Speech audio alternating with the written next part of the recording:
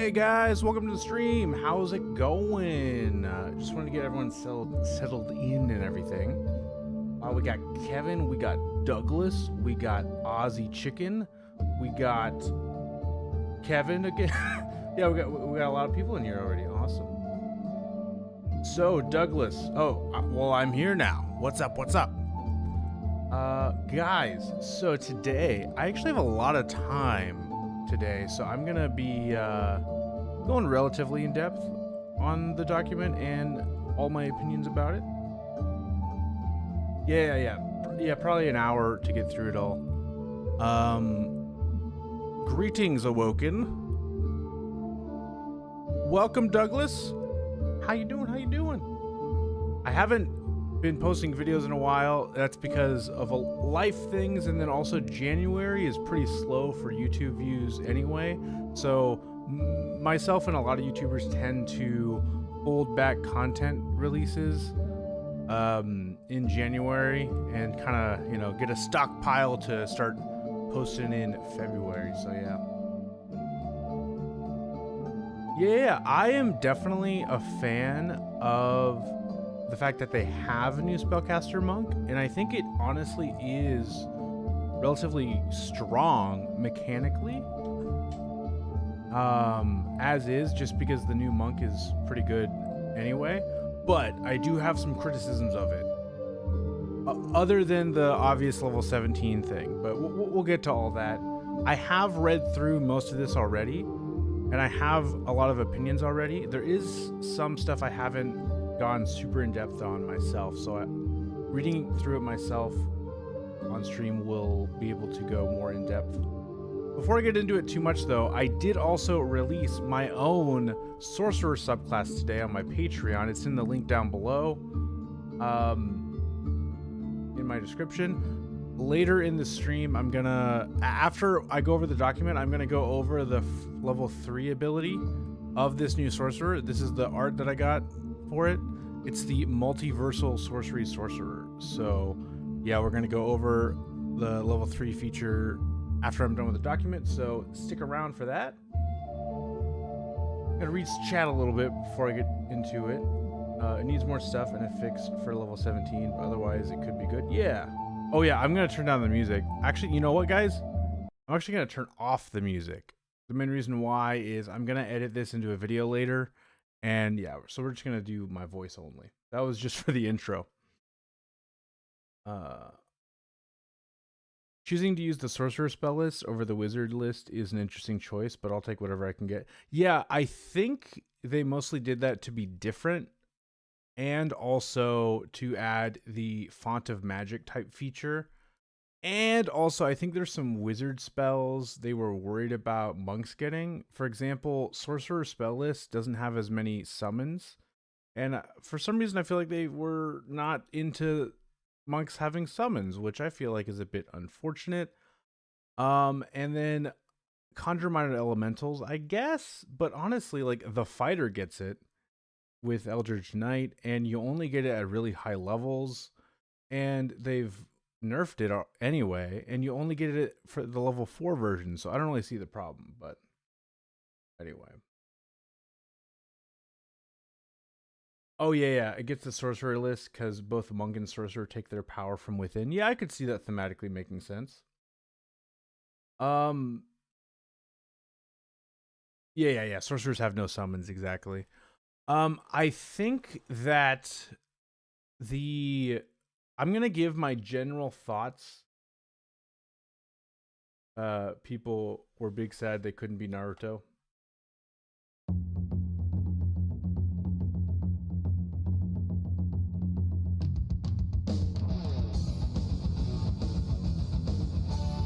Okay, sorry. I got a Naruto music button. So I don't want to get copyright strike, so I can't play the whole thing, even though it's a great song. I'm going to give my general thoughts on each subclass before I go deep diving into it. I would say, yeah, like I said already, the monk, I think, is going to be very good in its final product. But I think they kind of made it a little too general. I am kind of disappointed that they just get spellcasting at level 3. Not that that's necessarily underpowered for a monk, but I just want like at least one more ability that adds to the flavor. And yeah, honestly, that's my main criticism of the monk.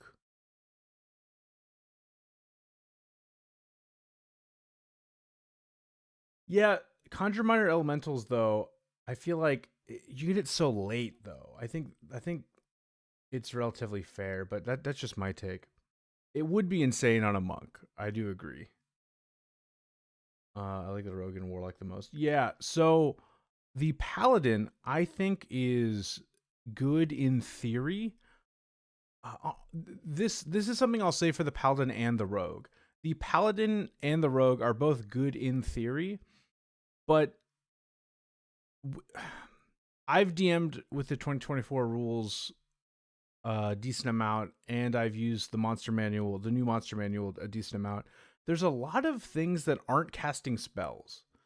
Like I've had multiple combat encounters where nothing was casting a spell, and I feel like your DM for either of those classes should probably specifically make more spellcasters available in combat so that they could utilize their abilities more. Yeah. But the paladin is still kind of strong just because it's a paladin. I don't know.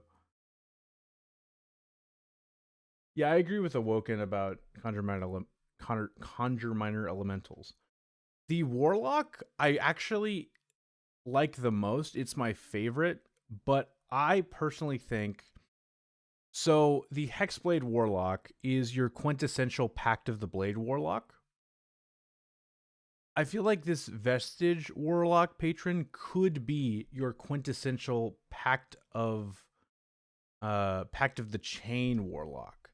I think it should get some sort of feature that allows you to when you replace your attack, one of your attacks with the vestige attack, or use your bonus action to make an attack with your vestige. I think you should also be able to, with that same action, let your pact chain familiar attack. I think that would be cool. Yeah, Conjure Minor Elementals is level 4. Yeah, it does work with ally spellcasters. That is true for the rogue, but I don't know. I just think it's still a little niche. I'll get into it when we break down everything. Also, guys, what source book do you think this is for?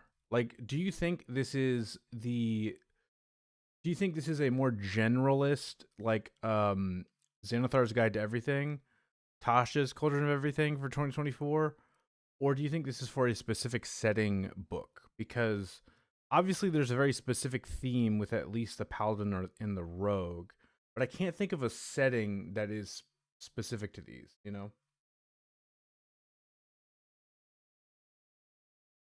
Yeah.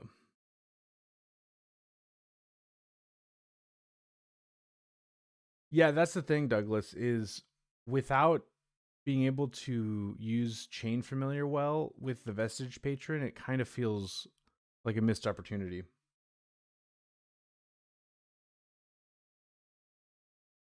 See, this is the thing though, Awoken. I feel like the arcane subclasses was just a clever name they had for it because most of those subclasses ended up being horror themed. If I'm remembering correctly, I actually kind of forget. Maybe I'm wrong. Maybe you're right. I think you might be right.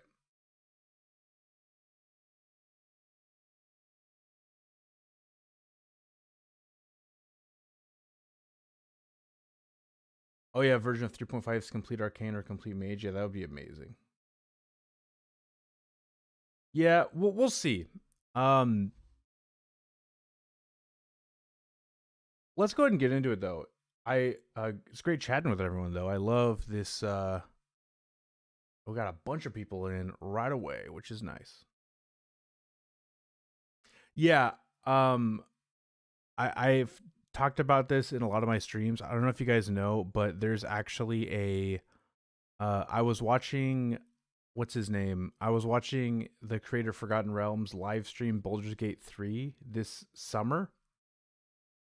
Why can't I think of his name right now? And in the live stream, he said there's the Forgotten Realms books coming out, and then there's a Ravenloft book coming out, and yeah, I have a short on it in my feed. So yeah, it's like basically confirmed by people on the inside that there's a Ravenloft book coming out. Wildfire Druid Fireball and give Undead Warlock Animate Dead. Yeah, that would be sick. Ed Greenwood. Yeah. Ed Greenwood. Why? Yeah, I just had a brain fart there. Okay. Let's get into it though. So we got the monk subclass. We got the warrior of the mystic arts. Weave, martial, and mystic arts. Warriors of the mystic arts wield magic to supplement their martial skill. They harness their supernatural focus to enhance their magical and physical abilities. Rip. So I think that I want some more lore. I want the lore to be a bit more specific because how this reads, it's basically like, hey, this monk does some magic. That's kind of it, you know? I want to understand these a bit better, but anyway, typical spellcasting rules. I will say, 2 cantrips of your choice from the sorcerer spell list. Blade Ward and Thunderclap are recommended. I agree with Blade Ward. Blade Ward on a monk, pretty nice. Thunderclap though, not so much. Dude, I thought it was crazy that they named this document the Mystic Subclasses, with the Mystic class being a UA they've done relatively recently. Yeah, I don't know who decided on that. Oh, also, sorry, before I get into it too much, one thing to keep in mind, I don't know if you guys heard, they hired 2 new game designers. They announced it in January. I don't think this UA was utilizing those new game designers. They have James Hake as the new head game designer, and they have this other person, I forget their name, as a game designer. Yeah, no, totally. I agree, Kevin. So I think that this UA is utilizing the team before those 2 were introduced to the team. So that could be good news potentially for the next UA, whatever it ends up being. James Hake is a pretty well-known guy in the industry. He has worked on Critical Role books and stuff.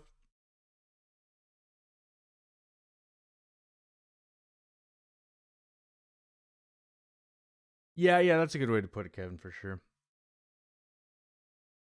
Uh, all right. And then we got spell slots. It's the same progression as Eldritch Knight and Arcane Trickster Rogue, so we already understand that. We know what that's like. You do have to use an Arcane Focus for your spellcasting focus. That's good to know. If you multi-class, yeah, okay. So yeah, I think just like the Eldritch Knight and the Arcane Trickster Rogue, there should be at least one more ability here at level 3. But Monk is really strong now, so I'm not complaining that much. It can even just be a very much like a ribbon ability. It doesn't even have to be that good. I just want something to feel a little more thematic. I've heard some people say online there is the Mystic Fighting Style at level 6. I'll get to it when I get to it. Let's go ahead and read Mystic Focus. They should combine Tattoo Monk and this monk to give it more flavor and make up for all the fluff, no substance of tattoo. I think that could be a very good way to do it because, yeah, the Tattoo Monk is not very good right now. And even with, they did 2 UAs of it, didn't they? And both I was disappointed with. And they already have some spell casting, so might as well just make it a third caster. Okay, Mystic Focus. You keep your magical power and martial focus in perfect balance, allowing you to convert spell slots into focus points or convert focus points into spell slots. Converting spell slots to focus points, you can expend a spell slot to regain a number of expended focus points equal to the slot's level. No action required. Recovering spell slots as a bonus action, you can transform unexpended focus points to recover one expended spell slot. The recovering spell slots table shows the cost of recovering a spell slot of a given level, and it lists the minimum monk level you must be to recover a slot. You can recover a spell slot no higher than level 4. I want a monk to at least get a bonus proficiency at 3rd level, like Arcana or Draconic Language. Yeah, I think that would be pretty good. Yeah, so this is basically the 2014 Sorcerer ability, because now the current 2024 Sorcerer, this doesn't require a bonus action for them. They now can just do it. But this, for the monk, does require a bonus action. Oh yeah, I can't create more focus points. That is also true. I think this is a very good ability, especially because monks get a lot of ways to recover focus points now.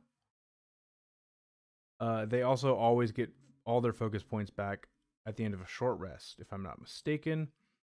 So this makes them a bit more reliable of a third caster than the Eldritch Knight and the Arcane Trickster. So that is very good.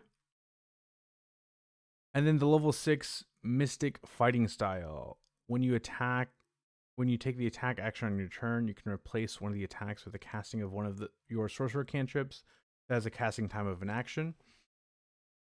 One way to think about this is the obvious, like using True Strike or using, Booming Blade or whatever. But also, like we talked about earlier with Blade Ward, you can replace one of your attacks with Blade Ward, and then now you got Blade Ward up, stuff like that. Oh, yeah. Cantrips, yeah. That's something to keep in mind. Also, this is something I saw on Reddit, and I think this is something that they could potentially think about. I'll definitely write it in when I am doing my writing and stuff. I think you should be able to. I don't know how they would write this down though, but like they should make it so that for this monk, spells like True Strike can be used with unarmed strikes. I feel like that could be pretty cool.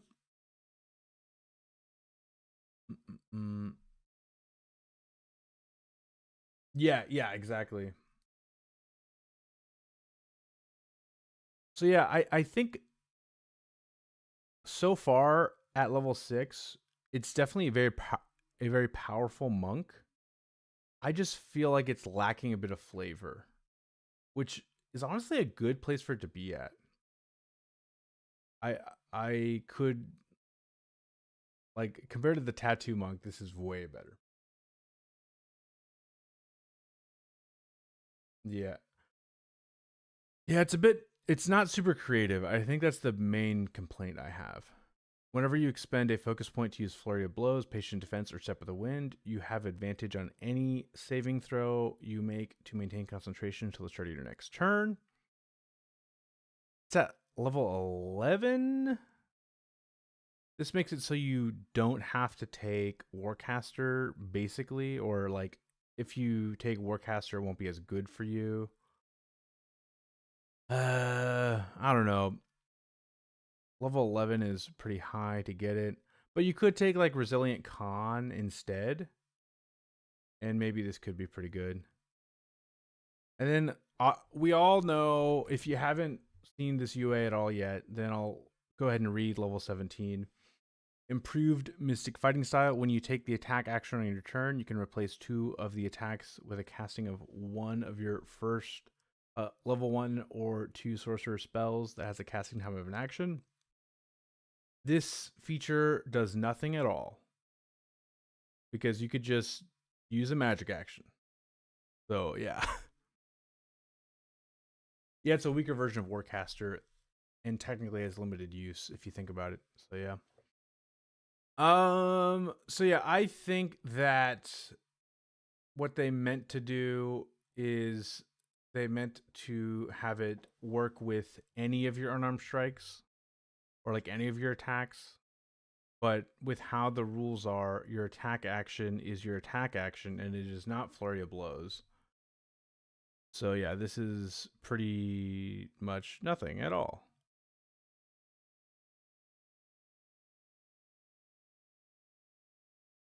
Yeah. So but honestly, even if they make it so that you can cast a spell with replacing two of your attacks and flurry of blows being included in that, I still think it's not very creative. You know, I think I would have liked something a bit more creative and interesting. Yeah. Yeah, so I think that it's literally just the Eldritch Knight, but a monk with sorcerer levels. And the only creative thing they really have is the mystic focus. And I think that's my main problem with it. Make it more creative, give it some abilities that make it unique for the monk playstyle, and then I'll be a little more happy with it, you know. But yeah, that's my thoughts on the monk for sure. Ooh, okay. Now the Paladin, Oath of the Spellguard Paladin, or Oath of the Reaction Paladin, probably a better way to put it. Protect your allies from villainous magic. I'll give Watsy credit for not making the monk needing to use charisma to cast. Yeah, that would be insane. They did that. Yeah, so it does use your wisdom if I didn't mention that earlier. Yeah, I agree, Awoken. I think that could be a good way to do it. Um, they would definitely need to tone down some of the tattoo abilities. Or not tone down. I guess it would end up being too complicated. So they would need to combine it very specifically. I don't know. Ooh. Okay. Paladins who take this oath of the Spellguard are sworn to battle those who use magic to harm others. They often serve as bodyguards to upstanding mages, but their most important role is protecting allies from devastating magical attacks. Those who swear this oath ensure that villains who misuse magic are brought to justice. These paladins share the following tenets: protect the innocent from wicked mages, prevent magic from falling into villains' hands, protect mages who use magic honorably. Cool. Okay. Guardian Bond level 3. As a magic action, you can expend one use of your channel divinity to forge a divine bond with a willing creature within 5 feet of yourself. The bond lasts for 1 hour or until you have the unconscious condition.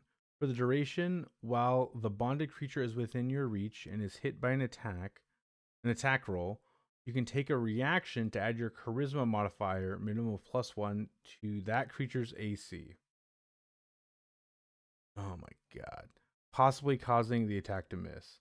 You can end your divine bond at any time, no action required. If you already have a divine bond when you forge a new one, the previous bond ends. This reminds me of Templars and Dragon Age. Oh yeah, no, totally. You can end your divine bond at any time, no action required. If you already have a divine bond when you forge a new one, the previous bond ends. Yeah, I am not a fan of Guardian Bond. It's just too specific. Yeah. And then there is Spellguard Strike, which is also a little too specific as well. Here's what I would do. this is how I would change Guardian Bond, but I kind of need to explain it in the context of Spellguard Strike. Okay. Let's assume we take Guardian Bond's Channel Divinity use away, and we give it a different level 3 Channel Divinity ability, okay? This is the 2014 version of Protection. Yeah, basically. I think this is what should happen. I think Guardian Bond should be a reaction ability similar to the Light Cleric and their ability to make attacks disadvantage on an ally. I think what it should be is it should be charisma modifier times per long rest or short rest. I have to think about that. You can add your charisma modifier to one of your allies' AC, and it lasts for the whole round, like shield. And you don't need to do all this divine bond nonsense, and the range is 30 feet. I feel like that would be much simpler. It would be more effective. Basically, you'd be casting shield on your ally within 30 feet. Easy. Or maybe it could be an aura type thing, where maybe your allies within your aura could use their reaction. I don't know. Maybe that's weird. And that's just me, like, going from the top of my head. Obviously, if I had more time to think about it, I could come up with something even better. But yeah, I just feel like this is so clunky. Yes, it does last an hour, but they have to be within your reach for you to even use this. It's just like you have to pick a specific person, lasts for an hour. I don't know. It's just not great. At the very least, Guardian Bond should last for an entire turn. Yeah, no, totally. But again, this is a playtest, so we are going to be able to, talk all about it. I think the thematics of this subclass are super cool. But yeah, it could use some help. Actually, here's one thing to think about though. Does the protection fighting style, let me look it up real quick. Is there something that we haven't thought of? There's something we haven't thought about. Does the perfection fighting style work on like magic attacks? Yeah. Or like range attacks. When a creature you can see attacks a target other than you within 5 feet of you, you can take your action to oppose your shield. You're holding one. Yeah, it works on everything. Okay. Here is one thing. Yeah. So if you have a reach weapon or something that increases it, then it gives some leeway. Yes, Awoken, you are correct. It does say within your reach. So protection only is within 5 feet. Doesn't matter what your reach weapon is. So, but here's something to think about too. People don't take protection much, I feel like, even though it's pretty good, And so, I don't know. Yeah, 30-foot range.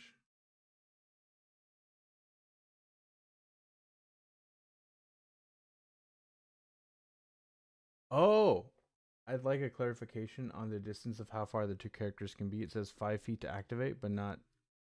Yeah. Yeah, it could be. You could have like a Paladin Bugbear. Wait, Bugbear's reach only increases when attacking? Oh. Really? Again, they might change that if they update the Bugbear. Well, let's check that out. Where is. Yeah, Morkanon's Monster of the Multiverse.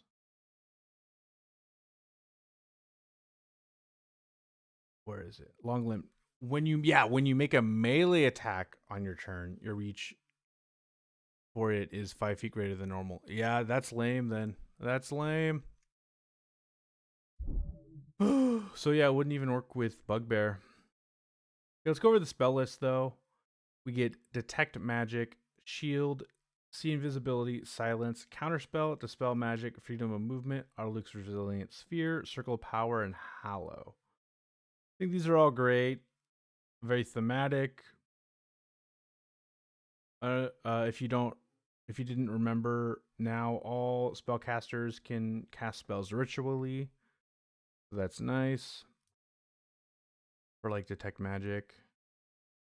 Hallow for Paladin isn't that great, but I guess it is somewhat thematic. Spell Magic, Counterspell, great. See Invisibility is decent. Silence is great. Yeah, I think this is a great spell list. Now we can talk about Spellguard Strike. This is another one I'm not a big fan of.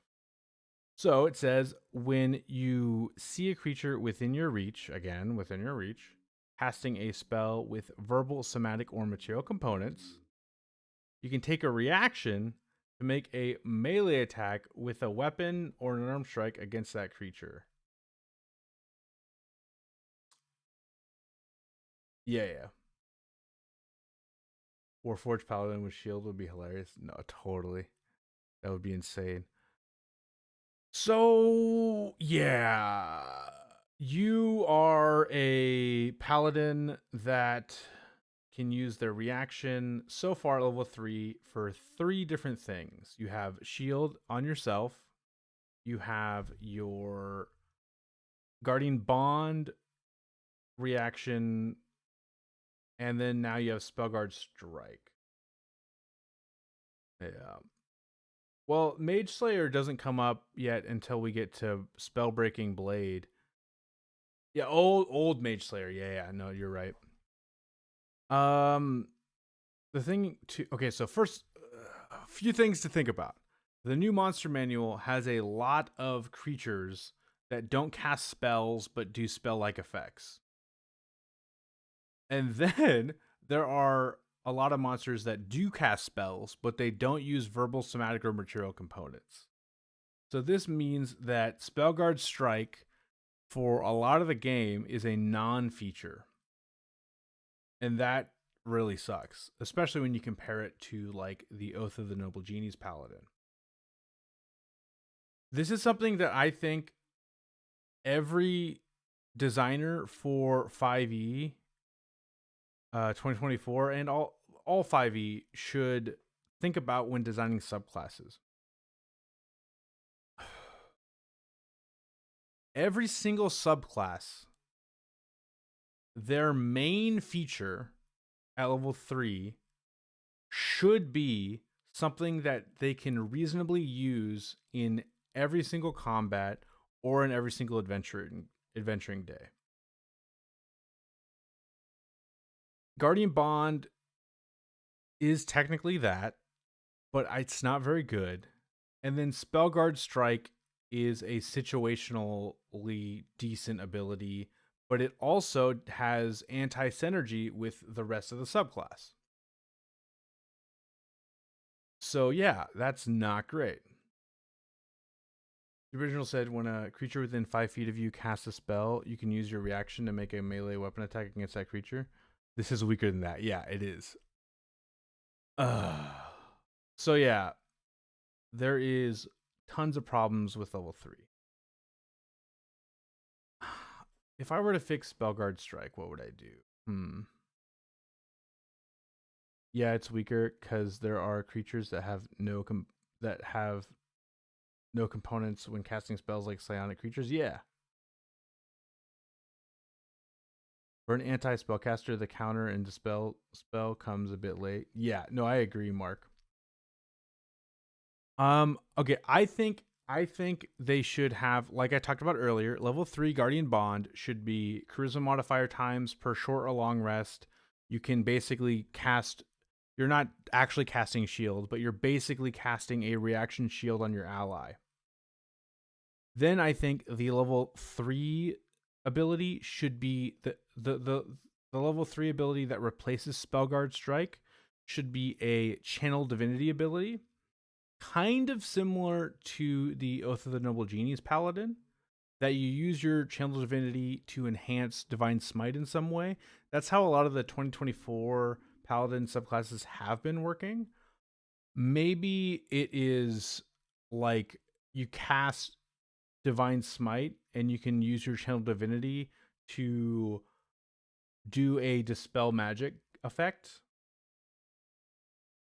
And maybe it has options, like you can have the Dispel Magic effect, or you can have it be a they have disadvantage on their next Constitution saving throw to maintain concentration on a spell, or the current one. But then it's just made I don't know. There's things that it could do. I feel like that would be much better. I'd fix Spellguard Strike by making this one of 2 abilities. This is the first Paladin that doesn't have 2 Channel Divinity abilities. Yeah, no, that's true. Yeah, that's a very good point, Mark. You'd have to choose. Yeah, I feel like what it would end up being is it would be stay back near the party spellcaster, and then when you're actually in a combat with a spellcaster that uses spell slots and verbal and somatic components, then you can use Spellguard Strike. So yeah, because you only have 1 reaction. And then we have a level 7 Aura of Concentration. Your aura protection fosters mental focus. You and your allies have advantage on Constitution saving throws to maintain concentration while in your aura protection. This is a great aura, but again, this means that you are a backline Paladin at low levels because you want to stay close to your allies. I guess it could help your Gish people.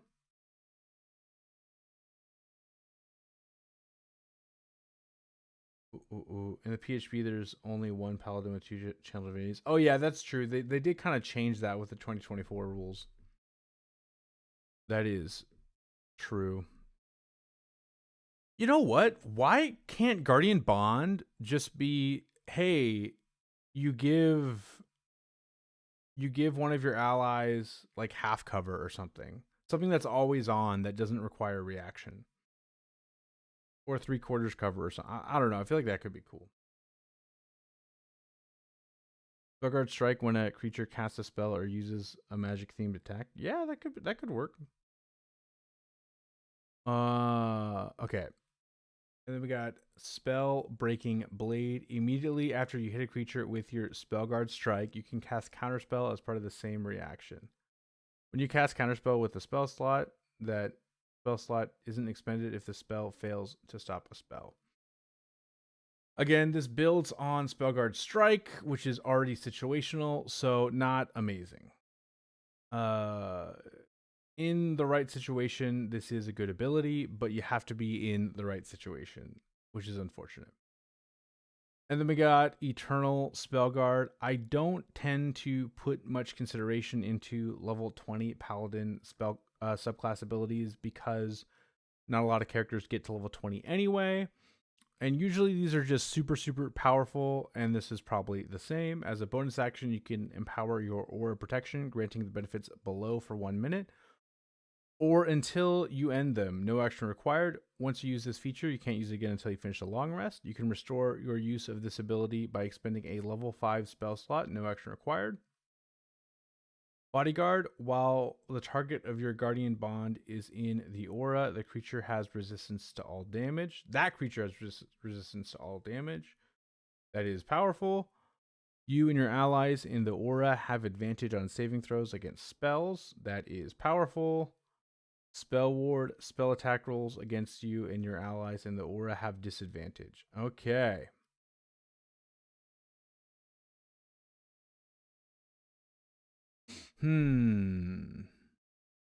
Honestly, this bodyguard ability, I wouldn't want it at a lower level, but making it so that you're like, if we're gonna stay with the Guardian Bond thing, if that's gonna be a part of the subclass, make it make like the level 7, level 15 features buff that maybe.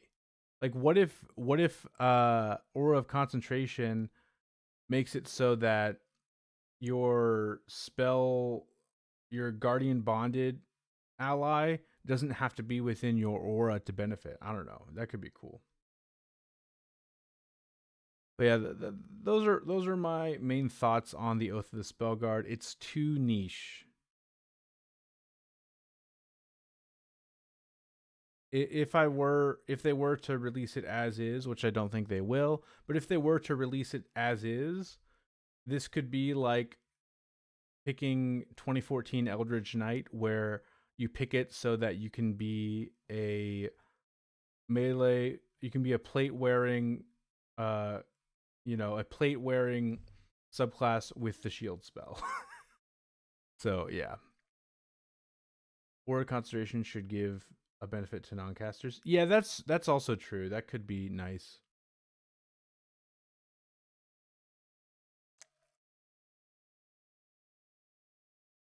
Why not just make it you and your allies have advantage on constitution saving throws, just blank. Because constitution saving throws don't come up like super often, but that's more reason to give it to them. They have advantage on all constitution saving throws in general. I feel like that could be cool.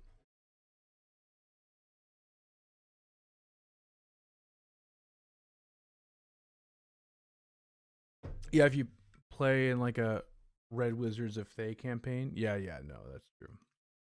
If a spellcaster is adjacent to you, spend a Channel Divinity, and as long as the spellcaster is within 5 feet, maybe later in Aura, magic spells and effects made against the spellcaster are made at disadvantage. Yeah, that could work, yeah. No, totally. All right. That being said, I think we should go ahead and move on to the Rogue. The Magic Stealer Rogue.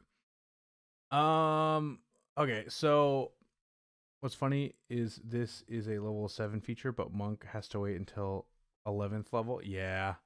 That's just unfortunate with how subclass abilities work. You know? Like just every class gains abilities at different levels. So, yeah. Okay, so first of all, I understand the theme they're going for. I think it is a cool idea, but the Rogue has a very interesting problem with subclass design. I actually have my own Rogue subclass I came out with on my Patreon a couple months ago. It actually is a third caster as well. I think the Rogue has a very unfortunate problem where they don't get a second subclass feature until level 9. So the level 3 subclass feature needs to be really good, or else you have some problems, especially because the Rogue isn't really that strong of a class, even with the updates. So yeah. Update concept. Is this an anti-evil spellcaster or defend the party spell? Oh yeah, no, totally. That's a good thing to keep in mind. So we have Empower Sneak Attack. We have Empower Sneak Attack. Immediately after a creature you can see within 30 feet of you casts a level 1 spell. Oh wait, I should read the themes first. While ordinary thieves are cutting purses and burglaring homes, a magic stealer is after a much more valuable prize, magic. The magic stealer preys on spellcasters, repurposing their magic and eluding divination spells to take magical power at the point of a knife. This is definitely better than Scion of the 3 Rogue. I don't know. We'll see. I would argue not, but I'll get into why.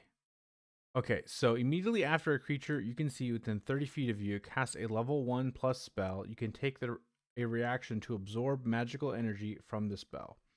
This can be an ally. It doesn't say an enemy, so that's good to keep in mind. If you have a ally spellcaster in your group and they're casting spells, which they will be doing, you can use this. You can take a reaction to absorb magical energy from the spell. When you do so, until the end of your next turn, the next time you hit with your sneak attack, you deal extra force damage. Okay? To determine the extra damage, roll a number of d6s equal to the spell's level and add them together. You can take this reaction a number of times equal to your intelligence modifier, minimum of once, and you regain all expended uses when you finish a long rest. Okay, so I want to explain to you why I don't think this is better than the Scion of the Three Rogue. So the Scion of the Three Rogue gets to do a reaction attack that they get to teleport. Excuse me. And they get to do this when a creature is bloodied, which happens almost every time in combat. And if you do it on your off turn, you're going to be able to use your sneak attack a second time. And your sneak attack, I feel like progresses a bit faster than your ally's spell slots, if that makes sense. So, for example, let's say you let's go real quick. Let's go to the rogue real quick in the player's handbook. That's a very good point, Mark. Empower sneak attack already requires your reaction. It shouldn't be it mod times for long rest. If there's absolutely has to be a limit, make it short or long rest. I agree. I also agree with that when it comes to the Scion of the Three Rogue. Okay, so you have to understand. So level 3, your sneak attack is 2d6. Most likely your weapon is also a d6 weapon, okay? So let's say you're a Scion of the Three Rogue and you're able to wait till your ally bloodies a creature. You get to reaction, teleport to the creature, and do probably around 3d6 damage. Okay? Required your reaction. You got to do sneak attack twice. Okay. Now let's say you're a Magic Stealer rogue. Your ally casts a spell. Let's say they cast their highest level spell slot. At level 3, if they're a full caster, their highest level spell slot will be a level 2 spell. So that is an extra 2d6 damage. Okay. Yeah, so you're basically doing the same damage, but that's if they cast a second level spell. And actually, no, it's not the same damage because you don't get to add your weapon attack damage for the second reaction attack. So it's technically lower. And you also don't get to add the ability modifier. So actually, no, yeah, it is lower damage, at least level 3. And sneak attack dice progress similarly to spell slots. So, like, for example, level 17, you have 96. If your ally casts a 9th level spell, it would be equivalent. But you can miss with that attack, and it's only one chance. But with Magic Stealer, you can steady aim or attack with Nick or do something else to try to get advantage to minimize the risk of missing. That is true. So that is true. But I feel like that makes them about equal, you know, because also I will say there is one way the Magic Stealer is better. The Magic Stealer can be a ranged rogue. If I'm remembering right. Is that true? It doesn't have to be a melee attack, right?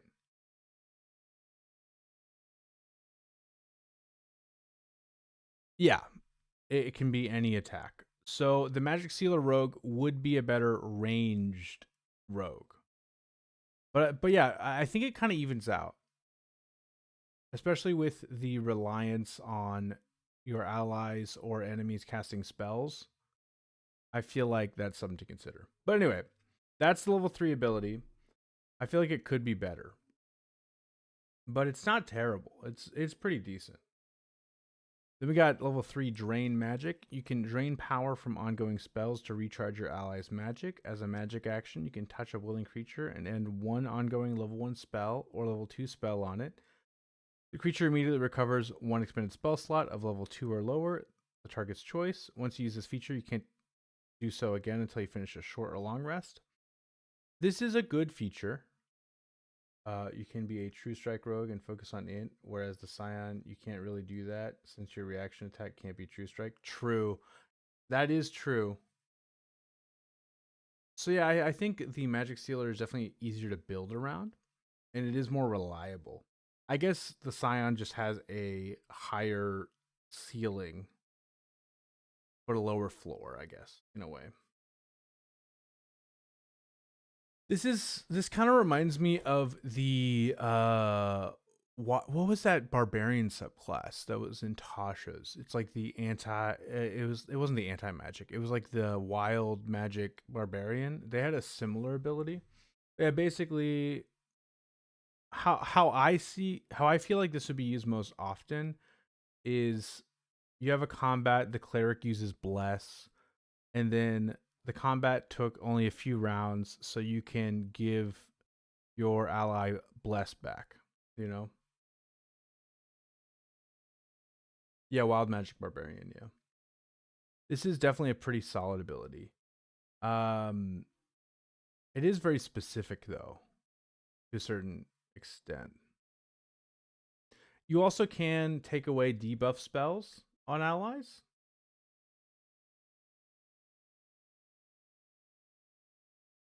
Huh. I feel like it. What level is Dispel Magic? Is it a second level spell?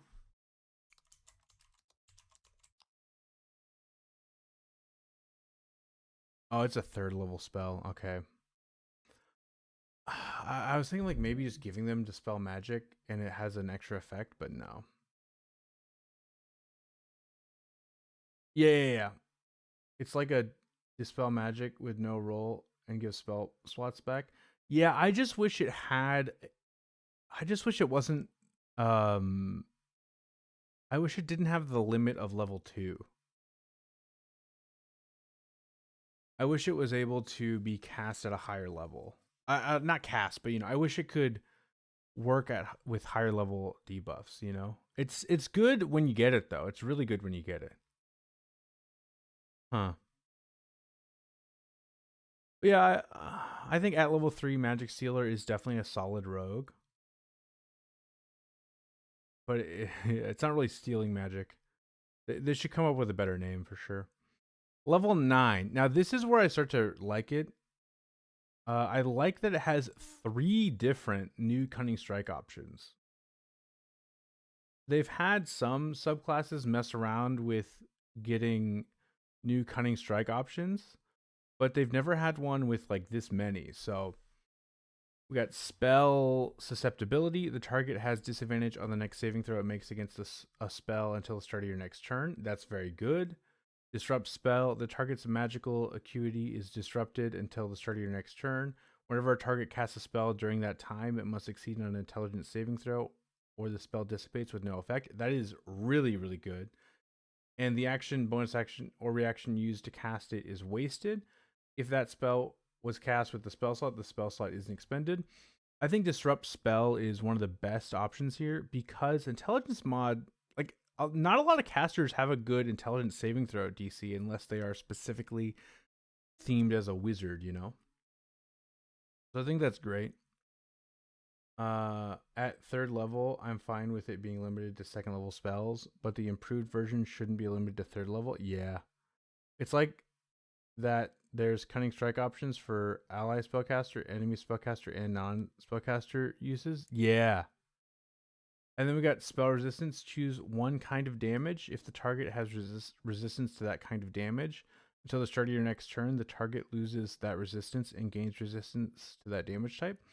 Yeah, I feel like what we've learned so far is Magic Stealer works a lot better in different campaigns. compared to the Spellguard Paladin, you know what I mean? Because it's very rare for a party not to have at least one spellcaster, you know what I mean? So yeah. And I love these. I think this should be a staple for rogue subclasses. You know what I mean? I feel like there should be multiple cunning strike options very often. So instead of attacking, you are moving to an ally that is affected by a spell and using your action. Yeah. There's a lot of physical resistances in 2024, so you can remove piercing resistance, for example, to make yourself deal more damage. Yeah. And then there's like times where you fight things that have like cold resistance is a big one, that like cold resistance is way more common than cold immunity. And very few things are actually immune to cold damage. So you could help your spellcasters, you know, stuff like that. Okay, then we got level 13. We have Occult Shroud. When you finish a long rest, you can cast a non-detection spell using your intelligence as your spellcasting ability. When you do so, you can target only yourself, and the duration increases to 24 hours. I know what the non-detection spell does, but let's go ahead and read it just so that we can fully understand everything that it gives you. Basically, you have non-detection on you at all times.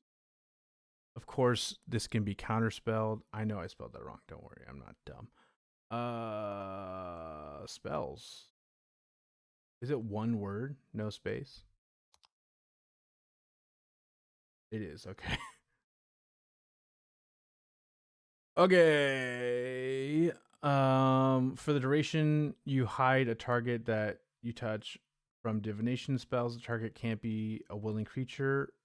Can be a willing creature, or it can be a place or an object no larger than 10 feet in any dimension. The target can't be targeted by any divination spell perceived through magical scrying sensors. Yeah. Reddit comments were confused on how this works with True Strike, a divination spell. Whatever thing they're thinking about, I think it's fine. It targets, I know that what they're getting at because True Strike targets self, but like, I think it's like your weapon. I don't know. I think it's fine. Again, jinxing or banning spellcasters, not stealing magic. Yeah, I think the name should be like, I don't know what it should be, but yeah, it should be something different. Yeah, True Strike's range is self, but you're not the target of the spell. Yeah, that makes sense. Hmm.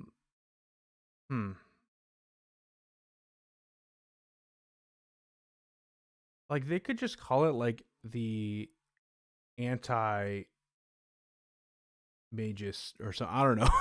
like anti magic is a concept in the rules. So you can say anti magic without it sounding super video gamey, you know? Spell siphon, yeah, that's a cool one.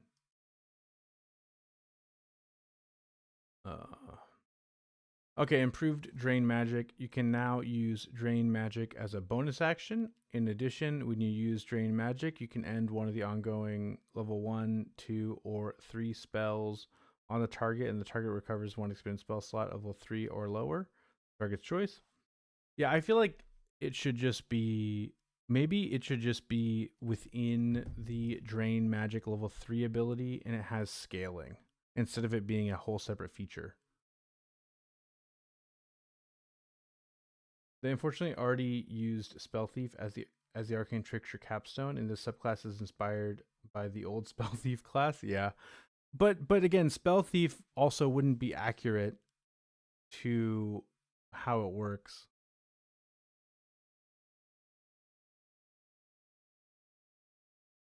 Like maybe they could be inspired by their own ability names, like the Magic Sabotager, or like, you know, like the I don't know, something like that. Okay, level 17. When you use Empower Sneak Attack, you can force the target to make a Constitution saving throw.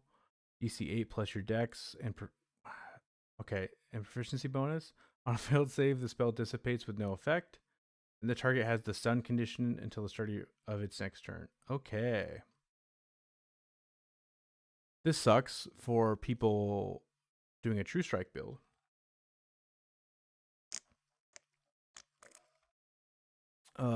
Either go full int or full dex. I don't know. That's that's kind of my thoughts on that. Improved could be up to 3rd level without issue, but any spell higher than that can be per counterspell or yeah, like I think it should be able to get rid of higher level spell slots, like spell effects, but it only can give you back up to a 3rd level spell slot. I feel like that is fair. So yeah,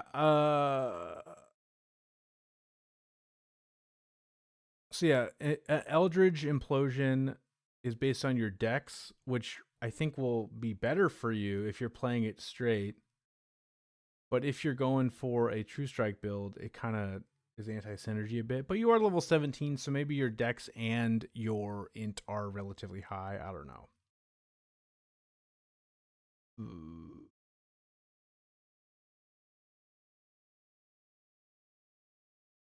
I feel like that's a decent capstone. Soul Knife has a very similar capstone, so I think they should change this. Does it? I haven't thought about Soul Knife in a while. Let me look at. I just want to read it so I know. Soul Knife.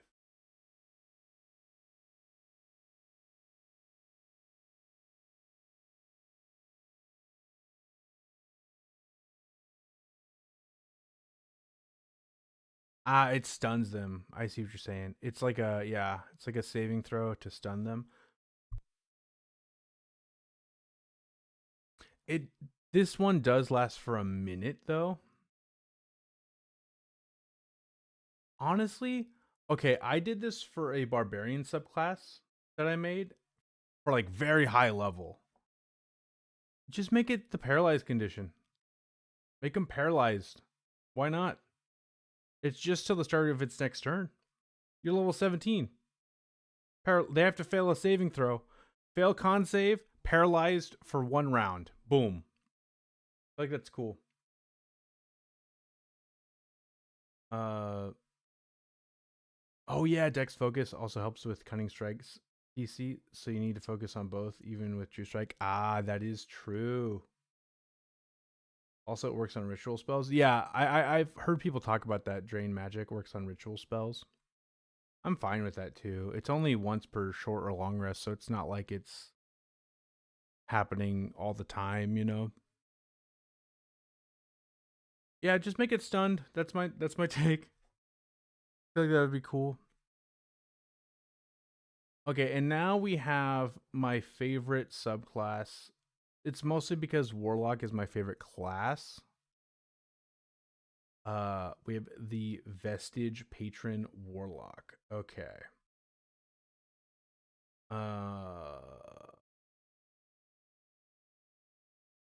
I think the thematics are really cool. Level 1 spell should give a 3rd level slot though. Yeah, that is kind of weird. But it is only once per short long rest, so no, it is whatever. Okay, I think the thematics of this subclass are kind of odd, but still cool. Oh, shouldn't, yeah. Wield the remnants of a dying god's power. When I think dying god patron, my first thought isn't a pet warlock class, if that makes sense. Also, I feel like I said this earlier, but there should be some synergy with Pact of the Chain, I feel like. And again, it can be similar to Hexblade where it isn't like required to be Pact of the Blade. But there should be some like benefits or like some synergies, I feel like. But anyway, let's read this. Your pact draws on the power of a dying god, super badass. A being once worshipped by countless followers, but now abandoned and forgotten. This dying god, known as a vestige, might have been benevolent, evil, or strange and unknowable. But now it is driven to regain its former power. The vestige needs your help. It is willing to share its remaining strength with you. Did you have time to look over the binder class I linked in Discord? I didn't have time to look at that, but I did see that. That's definitely something I'll check out later. Isn't it like basically a like summoner class? When hitting a target with sneak attack, the target cannot use its highest level spell slot or cast spells at disadvantage to the next. Oh yeah, that could be a good fix for that rogue. Okay, so Vestige Companion, copy paste Beastmaster, which is fine. I'm not complaining about it. I don't think there's anything different. I can read it though. The vestige manifests, aiding you to do so in drawing strength from your pact. It uses the vestige companion stat block.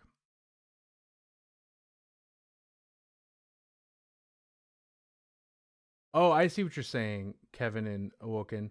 The binder is where the inspiration for this comes from. Okay, that makes sense. And it's from 3rd edition, right?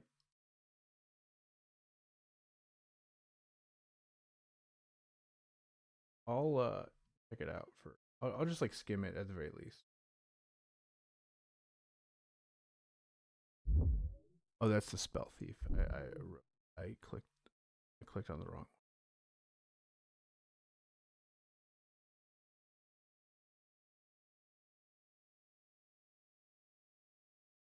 Oh yeah, here it is. Ooh, wow. Because of how I have everything, you can't see this art. But ah.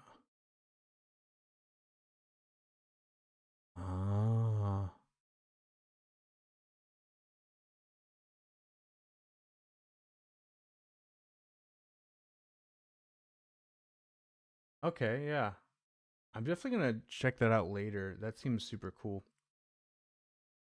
Okay, so yeah, you get 3 choices, kind of like the Beastmaster. You determine what the vestige looks like, but already manifested from this feature, its form changes to the new one. Question: does this mean I can make it a 4-legged creature that I can mount?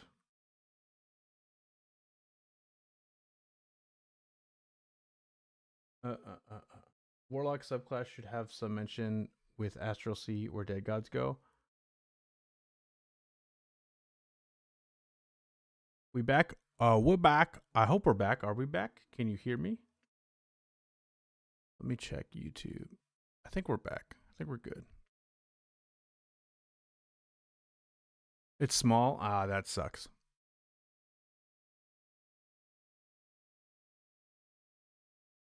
One moment.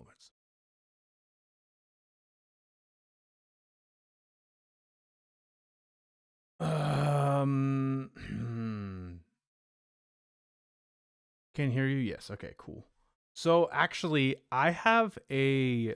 So I am currently playing in a campaign where I am playing a Circle of the Stars druid, and how we themed this druid attaining powers is I actually had a connection to a dead god in the Astral Sea.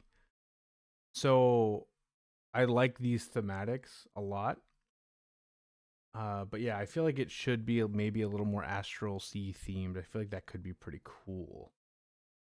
But yeah, let's read the Vestige Companion stat block. Yeah, you're right. It's small sized. It's not a divine warlock. It kind of is a divine warlock, I guess you could say. It's because warlocks typically don't get their power from gods. They get them from powerful beings that aren't gods.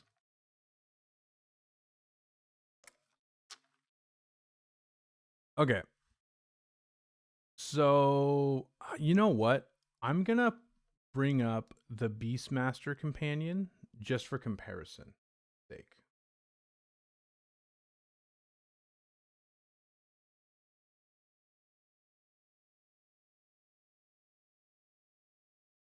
Okay.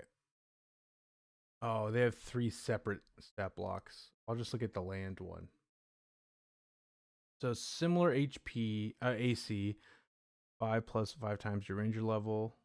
Okay. 4 plus 4 times your warlock level. Okay, so it's a little less beefy than the land one.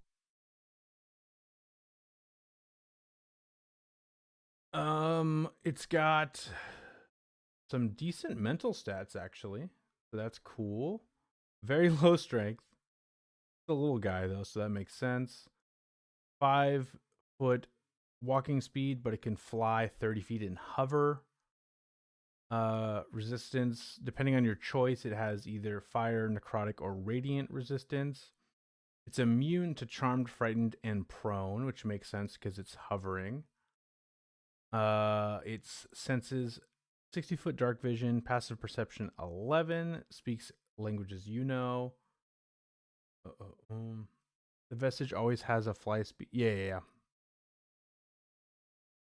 The last time we had a god-based patron was the Raven Queen UA. Oh yeah, and the spell lists are from cleric subclasses. Yeah. I'll get to that, but yeah, I actually like that a lot. I think that's cool. Pact Bond, add your proficiency bonus to any ability check or saving throw the vestige makes. Okay. That's pretty good. Vestige Strike. Okay, melee or ranged attack roll bonus equals your spell attack modifier.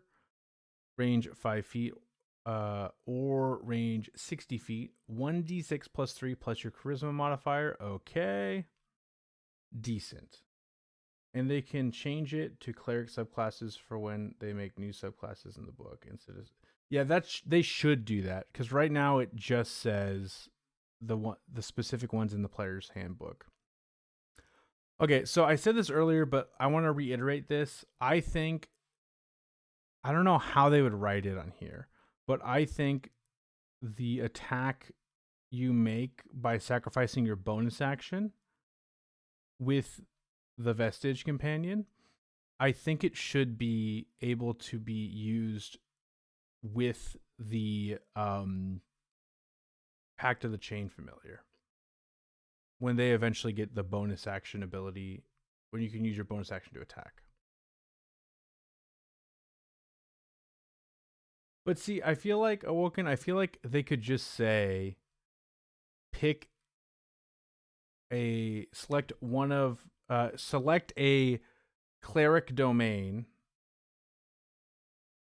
It's like how when like for example, the Eldritch Knight, you get to cast wizard spells and it just says wizard spells. So when a new spell is added to the wizard spell list, it's also added to the Eldritch Knight spell list, you know? That would be a specific invocation if they made that at all. Yeah, probably. You're probably right. Anyway though, let's look at the specific bonus actions each form gets because besides the resistance, this is probably the most important choice. And the damage type. So we have divine power. Your vestige manifests a remnant of its divine power in one of the following ways based on its form. It's only once per day. Let's see. The vestige places a curse on a creature you can see within 30 feet of the vestige for 1 minute. While cursed, the target has disadvantage on attack rolls against you and the vestige. That's pretty good. If you and the vestige are within 60 feet of each other, you both teleport, swapping places. Okay, that's okay. Healing touch. The vestige touches another creature. The target regains hit points equal to 2d8 plus your charisma modifier and ends one condition on it: blinded, deafened, or poisoned. I think this should be more than 1 day. All of them. If that's going to be what they can do. Yeah, that's a little too little, in my opinion. What would it be though? Charisma mod times per day? Why not? Or just a static number like 3? Even 3 would be decent.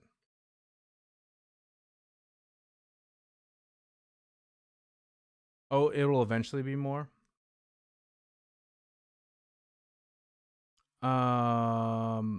Undead, yeah, the curse is really good for undead, and necrotic damage, resistance, and doing necrotic damage, unless you're fighting undead, is all pretty good. Yeah. The fiend option, I feel like fiend is the weakest for multiple reasons. Fire damage is highly resisted. Fire resistance is pretty decent, but I feel like there's a lot of ways to get fire resistance. Radiant damage is very strong, probably the most consistent damage type out of the 3. But that healing ability is just okay. It's not, for a warlock, it's kind of nice to have. But you could also pick the life cleric for, like, you're gonna have healing ability. I don't know. I'll have to think about this more. You can teleport and then fly away. The fiend. Yeah, I guess you could have it. It has a hover, has a fly speed of 30 feet. That is true. The healing is lay on hands, yeah, basically. Because it does end the blinded, deafened, or poison condition. I don't know. If they make it more than once a day, I think they're all pretty good and balanced. I guess that's my main opinion. Okay. Real quick. I want to look at the cleric spell lists just so we get an idea of the options.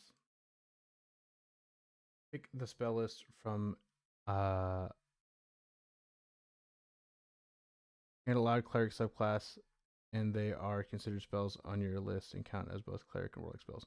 Yeah, I feel like that's pretty good for a invocation. It's rare that they make invocations for specific subclasses, but why not change it up? Okay, I feel like life is going to be a popular option for spell lists if they go with this. Aid, bless, sure, like not even the fucking, what's it called? Sorry my language. Not even the celestial patron gets bless. Cure wounds, lesser restoration, mass healing word, and bless has scaling now too. You can target additional creatures, so upcasting bless is pretty good. Mass healing word, revivify, War of Life, Death Ward. That invocation would be abusable because the subclass already gives extra spells, so you have 2 extra lists.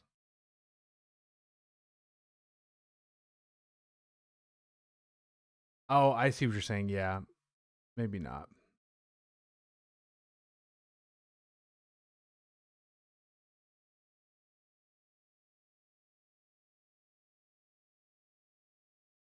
Let's look at light. Light, you do get Fireball, which is nice. Burning Hands, Fairy Fire, Scorching Ray, See Invisibility. This is honestly very close to the Fiend. So, yeah. It's basically the Fiend. The invocation would be similar to that of the Lunar Cleric. Multiple spell lists. Yeah. Trickery, Charm Person, Disguise Self, Invisibility, Pass Without Trace, Hypnotic Pattern. But you can just pick. It's a Warlock spell, isn't it? Yeah, so you can pick it anyway. So it's not like a big. Yeah, the problem with the Trickery domain is a lot of these are available for Cleric anyway. I mean, for Warlock anyway. Okay, Guiding Bolt, Magic Weapon, Shield of Faith, Spiritual Weapon, Spirit Guardians on a Warlock, Fire Shield, Freedom of Movement, Hold Monsters, Steel Wind Strike on a Warlock. Yeah, I think War wins. Especially if you go undead Vestige War Domain spell list. Boom. As a Pact of the Blade.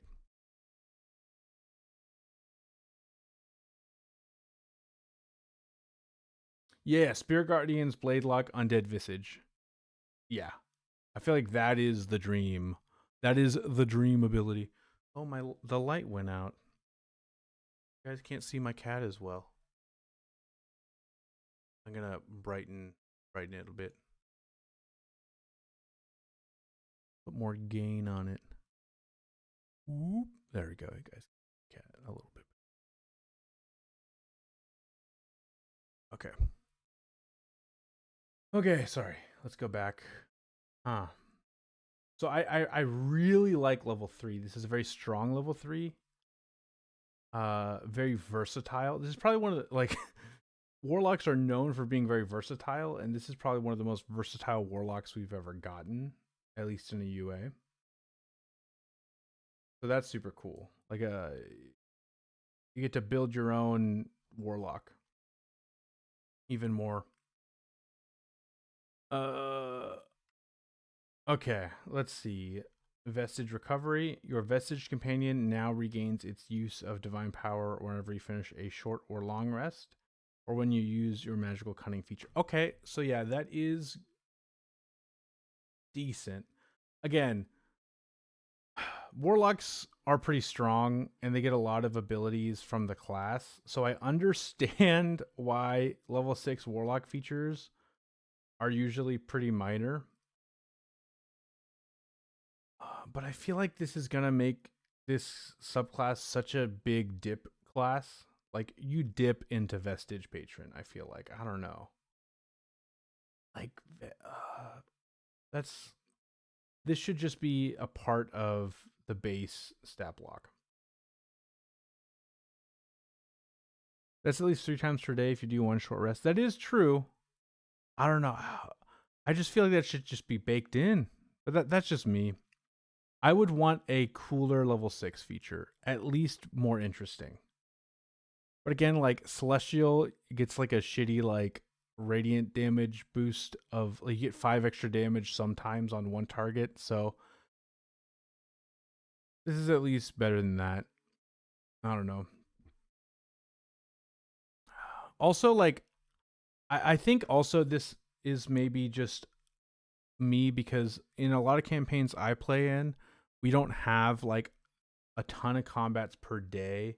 It's more like we have 1 or 2 big combats per day, so that's why it feels worse to me. Okay, but then level 10 we get Aura of Power. I can see a second ability added to it, but the 6th level feature should not be something at 3rd when you already argue that it's a dipping subclass. Yeah, that's a good point. That's a good point, Kevin. Yeah, maybe it's like you get this, and then you also get like some other, even if it's like a ribbon. I don't know. I just feel like there's something missing at low levels. But yeah, level 10, Aura of Power. Your Vestige companion increases in magical strength. As a magic action, you can cause the Vestige to manifest an aura in a 30-foot emanation that originates from the Vestige. Okay. The aura lasts for a number of hours equal to your charisma modifier, or until the Vestige disappears or is temporarily dismissed. So that's a long time. Around 5 hours at this level, most likely. You, the Vestige, and your allies within the aura gain resistance to fire, necrotic, or and radiant damage, not or and. Aura power is already better than a paladin's aura. Let me continue reading and see. Those are some nice damage resistances, though. And you have immunity to the charmed and frightened conditions. Okay. Once you manifest this aura, you can't do so again until you finish a long rest, but it lasts 5 hours, so who cares? In addition, when you drop to 0 hit points while within the aura, you instead change your hit points to a number equal to your warlock level plus your charisma modifier. Okay. The vestige is then dismissed into a pocket dimension and can't return until you finish the long rest. Okay, so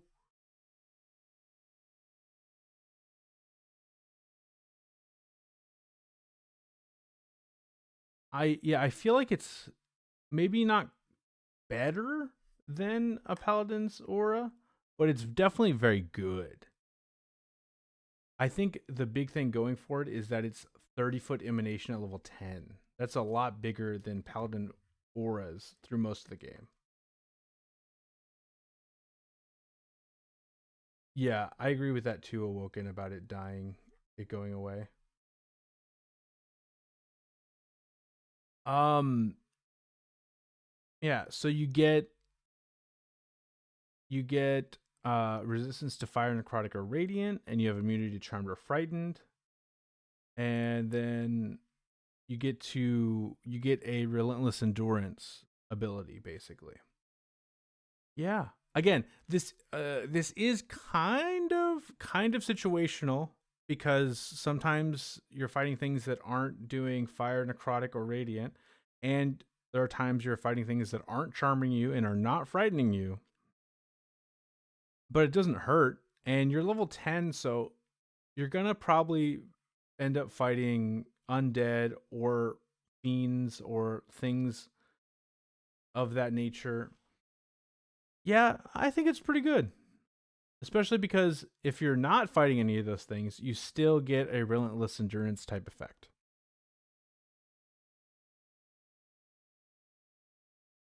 At this level, you could switch to the Celestial Visage if you're facing a lot of necrotic resistant enemies. True. Especially, yeah, I get what you're saying because then you would still have the necrotic resistance. This would be very good in an undead campaign. 20th level Artificer is crying. Yeah. Oh, totally. Okay. Uh, then we got Semblance of Life. Okay, I remember reading this one and thinking it was really good. Let's go ahead and read it again. Your Vestige companion continues to grow in strength, and with your assistance, it can briefly adopt a more powerful form. Depending on the Vestige's type, you can cast one of the following spells while the Vestige is within 90 feet of you without expending a spell slot or needing material components. Summon Celestial, Summon Fiend, or Summon Undead. When you cast the spell with this feature, the Vestige becomes the summoned creature. The game's statistics are replaced by the summoned creature's stat block, and the spell's level is equal to your Warlock level, rounded down, maximum level 9, and the spell's duration is 1 minute. When the spell ends, the Vestige returns to its previous form. Once you have cast the spell in this way, you can't do so again until you finish a long rest. They just need to remove concentration, and this ability would be just right. This has to be a specific source book, like Mystics or Dark Sun. That how do you say it? Lutavel? Sorry if I'm pronouncing that wrong. Welcome to the stream, by the way. I could see that being the case. I don't think it'd be Dark Sun. Maybe it is Dark Sun because they're anti-magic, a lot of them. I don't know. I'd have to think about that more. I feel like also the Mystic would be in the Dark Sun book. So I feel like it would have to be something different. I need clarification on how this works. Other spells that are reduced to 1 minute don't have concentration, so I would think it's Luddy 4th. Okay, cool. Luddy the 4th, I see. So I would think that's how this works too, but we don't know for sure. This one has concentration because it doesn't mention it being removed.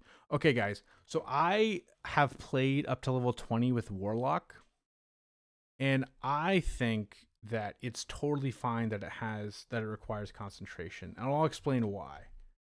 Okay, so I cast Summon Fiend a ton at high levels as a Warlock. The main reason why is it's a concentration spell, but it doesn't require any actions for you to use it except for the initial action. And Summon Fiend, even at the base level of level 6, does like insane damage, like really good damage. And with how the upcasting works, I think you would love to have your concentration being used on this. I feel like, yeah, that's fair, Kevin. It lasting 10 minutes instead of 1 minute. But like, okay, so Summon Celestial, Summon Fiend, and Summon Undead. Summon Undead is a spell that I dropped because with Warlock normally, you can't upcast to level 6 or 8. But with this ability, you can. So all of these are actually pretty balanced because of how the upcasting works. Like, I need you to keep in mind, level, okay, the amount of attacks you get is based on the level. So Summon Undead,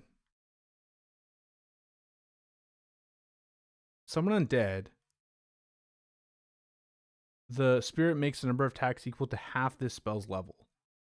So you're making, okay, so let's say you cast it, when you first get it, it's level 7, right? This Deadly Touch ability, Deathly Touch, it has a range. Okay, no, we wouldn't go with that one. We go with the skeletal one. It has a range of 150 feet. It does 2d4 plus 3 plus the spell's level necrotic damage. So that's like plus 10. So 2d4 plus 10. That's like 12-ish damage. And you get 3 attacks. Because it's 7. Yeah, you get 3 attacks. 3 of those. You're basically casting Eldritch Blast with your summon. And that's just undead. Yeah, they don't. So you also free up your bonus action for whatever you want. Summon Fiend.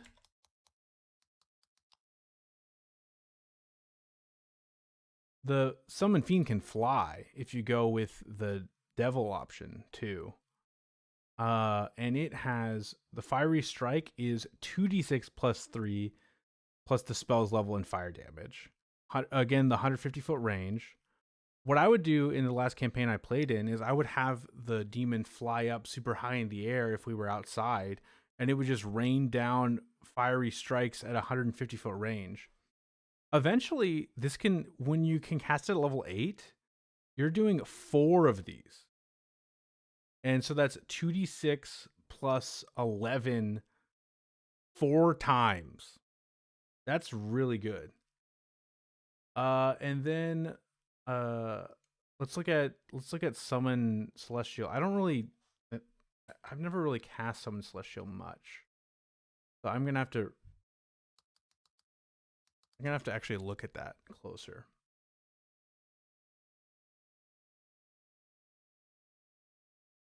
So you're looking at Radiant Bow attack. Again, it's the same for all of these. The spirit makes number of attacks equal to half the spell's level. Write it down. 600-foot range. What? That's insane.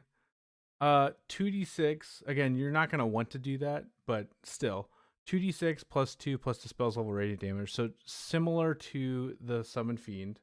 And this is radiant damage. So, yeah, this specific feature upcasts. Not normally. You are right.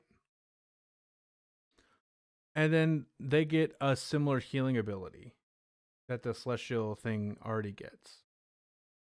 And then, but then if you go with the melee version, that is 1d10 plus 3 plus the spell's level radiant damage.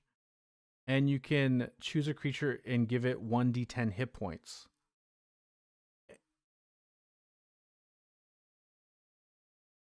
And that's for every single hit. So you could have this be in melee. Oh yeah, the melee version has a higher AC. Oh yeah, plus 2. You could give the whole party 1d10 temporary hit points in one round if they are close enough. That's pretty freaking cool. I think Celestial is probably the best one here. Yeah. So yeah, I think this is a very good ability. Also, correct me if I'm wrong. Do you guys think that the Aura of Power still works when it is in this form? I don't think there's anything that would make that not the case. What do you guys think? Because it just it's like if you cast a spell, like if you cast Bless on an ally and then they polymorph, Bless doesn't drop, you know what I mean?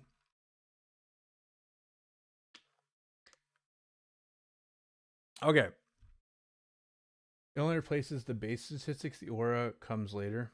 Yeah, it's not part of its stat block, so it doesn't get replaced. Yeah, okay. That's true. Yeah, that makes sense. So yeah, so you can I would probably do the celestial because you want the aura of power up and probably within melee. I would do the celestial melee one. They have this crazy aura around them. And then they can also give them temporary hit point. Like, oh man, I just think that's great. Yeah, I wouldn't change much about this warlock, to be honest. I think yeah, it's definitely the best subclass as is on this playtest, in my opinion. Oh man. But yeah, so that is the mythic subclasses. Yeah, it can keep giving itself temp HP. It can, yeah. It's insane. 4 attacks per round. Oh my gosh. But before we go, guys, first of all, I want to discuss with you something that I don't have anything written down yet. Agreed. I just want a few clarifications for sure. I am working on a warlock subclass myself, and I'm going for. I need to come up with a proper name, but it's basically going to be the Animal Lord patron. And yeah, so that's the next warlock I'm working on. That should be fun. I'm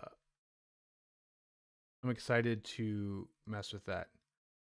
Funny how we got back amazing warlocks with Sorcerer King and now Visage patrons. Yeah, no, totally.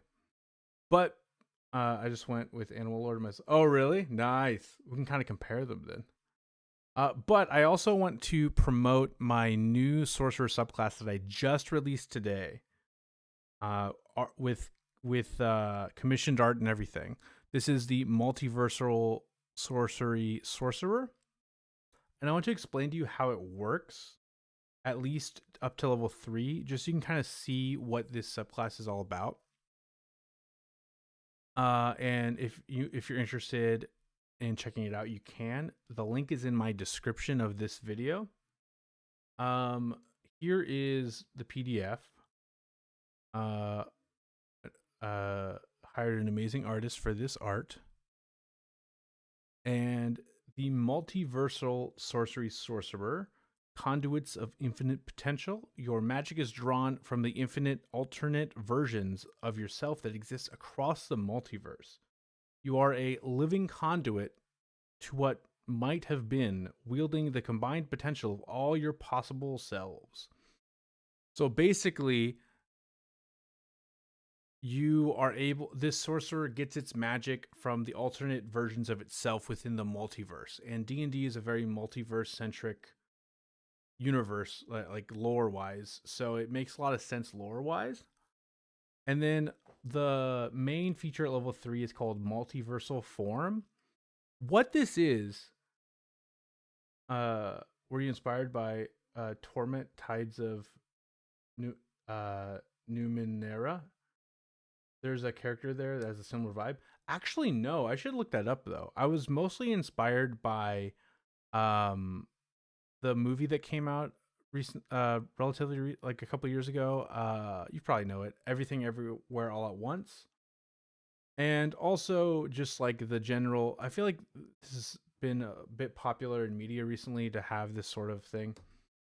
But it's kind of like a moon druid wild shape, but turning into humanoid forms.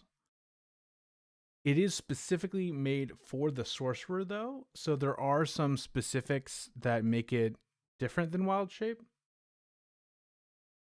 Yeah, everything everywhere all at once is great. You should check it out if you can. It's really awesome. Basically, when you activate innate sorcery, you can choose to, as part of the same bonus action, transform into a version of yourself from another reality. Oh my, yours based on the one with Jet Li. That's sick. You choose a form from the multiversal forms table or a humanoid approved by your DM. The reason I did that is there's some insane humanoid forms available in the monster manual that they did not consider transforming into, so I curated a list rather than just let you have free reign. But you can talk to your DM and you can do any humanoid form the DM approves, whose maximum challenge rating equals your sorcerer level divided by 3 rounded down. That's the exact same rate as Moon Druid Wild Shape. You gain the form's strength, dexterity, and constitution scores. If any of your own ability scores are higher, you can use your score instead. So if like you have an 18 con, you don't have to take the form's con. Your hit point total and hit dice remain unchanged by this transformation. So you don't change any, you don't assume the stat block or anything fully. You gain all the form's traits, skill proficiencies, and tool proficiencies, and you are proficient in the form's listed equipment. So like if you're not proficient in its weapons, you become proficient. You gain all the form's actions. When you use the multi-attack action, you can make only one attack. So this increases to 2 attacks when you reach 11th level in this class. It's just some of these stat blocks do insane damage, and I wanted to rein that in a bit. And some of them get up to like 3 attacks. While your innate sorcery is active, you have advantage on all attack rolls made through the form, and the saving throw DC for any of its abilities increases by 1. So basically, this form lasts an hour, but while you have innate sorcery active, you have advantage on all your attack rolls. This makes it so that if you're using a melee form, you can still have advantage on your attack rolls and benefit from innate sorcery.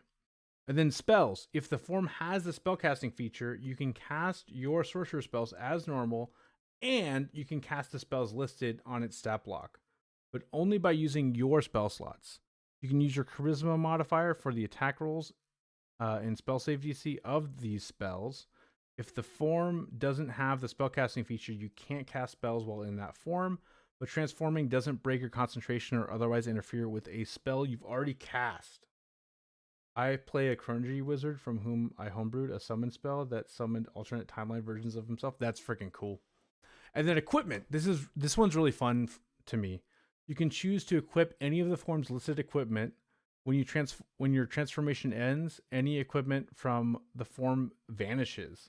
You also choose for each piece of your own equipment whether to wear it, drop it, or have it merge into your form. The transformation lasts for 1 hour or until you end it as a bonus action. It persists even after 1 minute. Even after the 1 minute duration of your innate sorcery ends. Yeah, so the transformation is activated by innate sorcery. Innate sorcery has a minute duration, but the transformation has an hour duration. And I wanted to show you some stat blocks that can kind of give you an idea of how this works. I'm going to remove my webcam for a second so you can see this better. So let's say you're level 3. This is probably the best form. You want to turn into a spy, okay? Bonus action innate sorcery, you activate it. You gain all these skill proficiencies. You can choose to equip a hand crossbow or a short bow or a short sword and thieves tools. You can gain 15 dex. You can gain these physical ability scores if you want to. You gain a climb speed of 30 feet. And you can use these attacks. You also gain bonus action, dash, disengage, and hide. So yeah, pretty sweet. But let's say you want a spellcasting class. Then you can pick the Priest Acolyte. You gain Chain Shirt, Holy Symbol, and Mace. You gain these skill proficiencies. And you do not gain the ability to cast spells in the way that they cast them. But like you're able to cast Bless, Healing Word, Sanctuary, Light, and Thaumaturgy now with your spell slots. And you can use Radiant Flame though. And it's at advantage. So you can do a 60-foot range radiant damage attack that does 2d6 radiant damage. Or you can pick the Druid and you get Animal Messenger, Longstrider, Moonbeam, Thunderwave, Entangle, Druidcraft, Speak with Animals. You gain studded leather armor. You get this ranged attack. You get this staff attack. Yeah, all that stuff. And at higher levels, there's better forms that you can turn into. So yeah, just something to consider. And then I don't want to scroll down too much. I'll move the cat in the way. But yeah, you get a glimpse of the multiverse. This is also at level 3. You gain an additional origin feat of your choice, and when you finish the long rest, you can replace this feat with another origin feat. I find this is one of my favorite abilities it has. Level 3. It's kind of similar to the Warlock that can do lessons of the first ones, but you can switch it out on a long rest, which I think is very fun. And then I would think that spellcasting options should come at a higher level. Oh, but what do you mean by that? So basically, you get access to the spells that the form has, if that makes sense.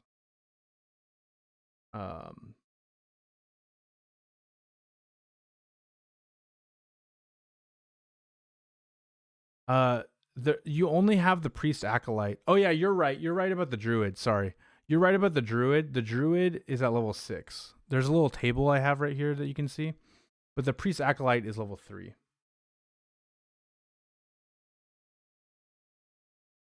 Yeah, no free uses. I just thought I just wanted to balance it out a bit. Yeah. And then also, when you finish a long rest, you gain proficiency in one skill or one tool of your choice. Once per long rest, as a magic action, you can replace it with another skill or tool proficiency. This proficiency lasts until you finish another long rest. So basically, when you wake up, you can become proficient in an extra skill or tool. And in the middle of the day, if you want to switch it out, you can. But then you can't switch it out again until the end of a long rest. And then I'll go ahead and show you half. I'll go ahead and show you half of the level 6 feature because I think this makes the melee forms a bit more desirable, and you might find you might be more interested in those ideas. So level 6, you always have. Oh, sorry, I'm trying to balance this out. I don't want to give away too much. Okay. You always have the mirror image spell prepared, and it counts as a sorcerer spell for you. When you use your multiversal form feature, you can also cast mirror image with the same bonus action. without expending a spell slot, and it doesn't require verbal or somatic components. So basically, you transform into another form, and mirror image is automatically cast on you. And how I would roleplay this is basically like you have your forms, the form that you take is kind of shifting in and out of reality, and yeah, makes you a bit more defensive. Yeah, but it gives it to you. It's prepared for free. Oh, I see what you're saying. It didn't need to say it counts as a sorcerer spell for you. I get what you're saying. Yeah. That's a bit of text I could have gotten rid of. Yeah, and then at higher levels, okay, so like let's say you're level 15, you can do a gladiator. That's like one of the melee forms.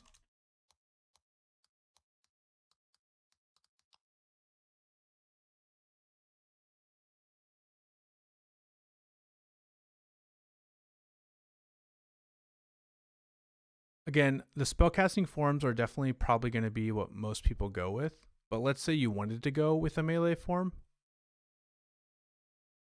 The gladiator, you would get, shield proficiency. You'd get 3 spears, total leather armor. You get athletics and performance, and then you get an 18 strength. See, this is 3 spear attacks, so you'd only get 2. But then you'd also get this parry ability. Like if you don't want to use spell slots on shield, you can use this instead. Pretty cool stuff. And then what else? There's like the mage at level 18 is the real big one.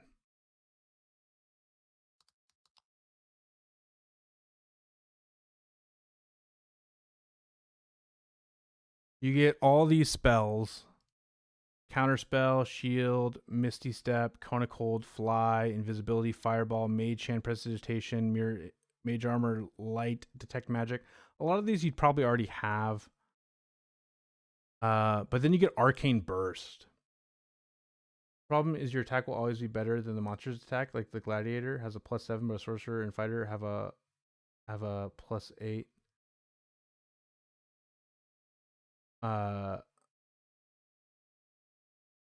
Yeah, you're right. It's meant to be kind of similar to the, so like it's honestly just like the Moon Druid. The Moon Druid has a lot of things where their to hit isn't very high at high levels. But yeah, but you do get advantage. So that's one thing to think about. You do get the advantage on all your attacks, even if you're in a melee form. And it kind of balances it out a bit. Also, another thing to keep in mind, a lot of these abilities do more damage than a cantrip. Like Arcane Burst does 3d8 plus 3, and you get 2 of them. Again, it's only +6, but you get to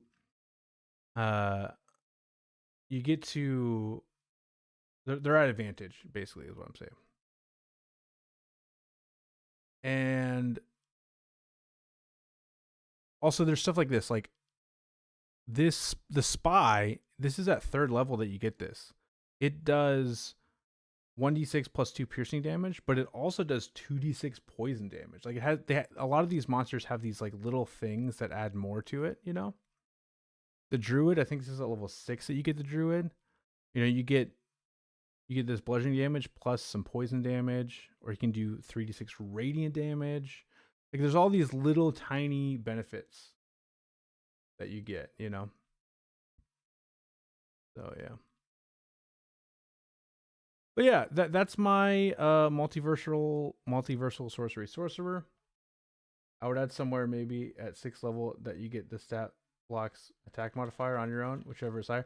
So I thought about doing that, but the reason I didn't do that is it actually makes it too strong, unfortunately. And I did the math of the amount of damage. I wanted to compare like Arcane Burst.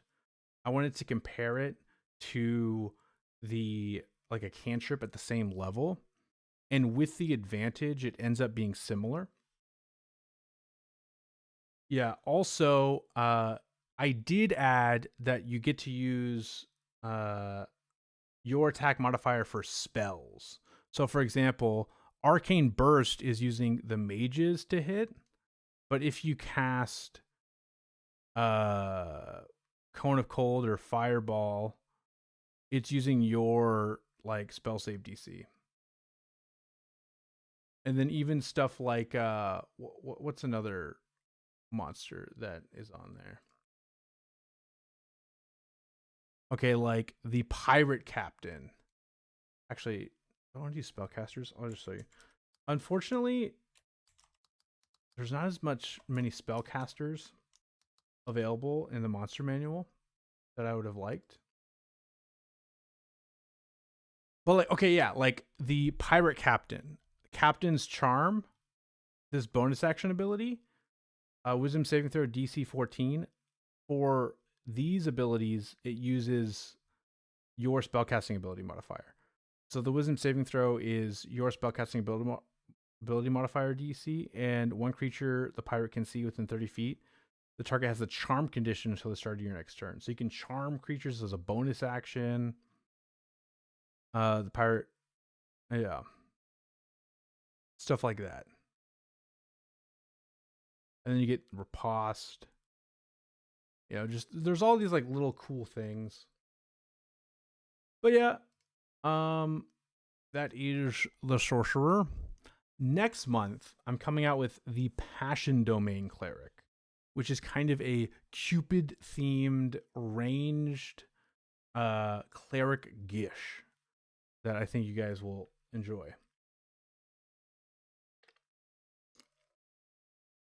Oh man. But anyway, yep. So that is what I got for the stream today. Thank you guys so much for hanging out with me. Really appreciated it. Let's go to just. I am excited for 2026. I feel like they're going to announce something soon.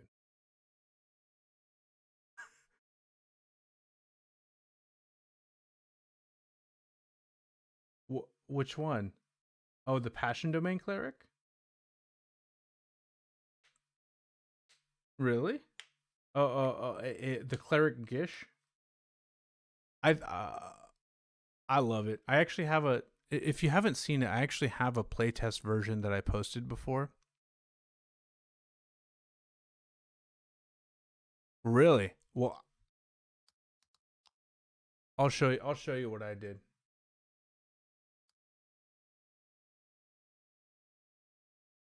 Let me go to my posts.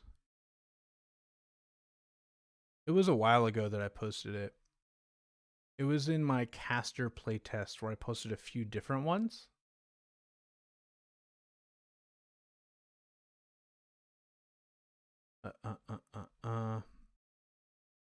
Yeah, I'll just put that in chat so you can see.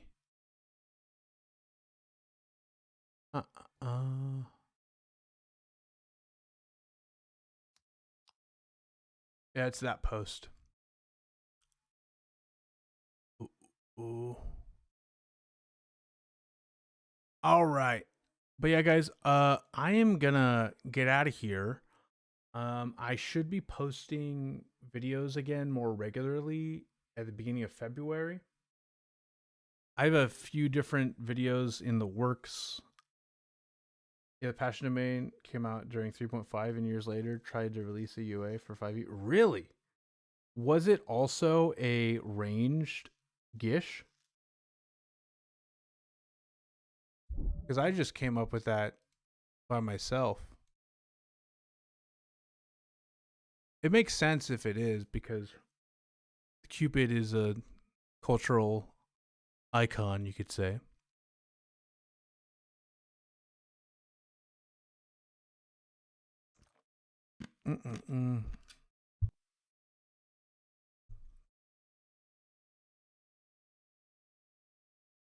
It was renamed the Love Domain and then had to get renamed, and the lore changed again. Oh, really? Dang. Yeah, I think my version's cool. Why were people upset about it? Actually, you know what? I'm gonna give you guys a little more. Why not? I hired an artist already for the Passion Domain art, and they sent me a sketch of the art. I'm gonna show you guys the sketch they sent me.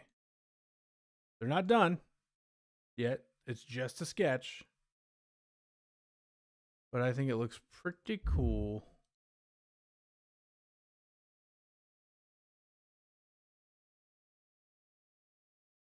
Okay. One moment. Let's do display capture.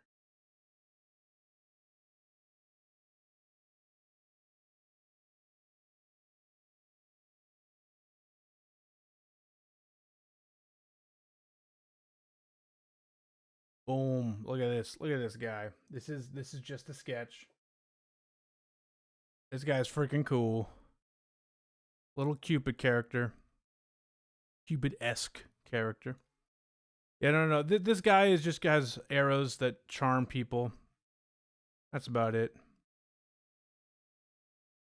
Nothing crazy.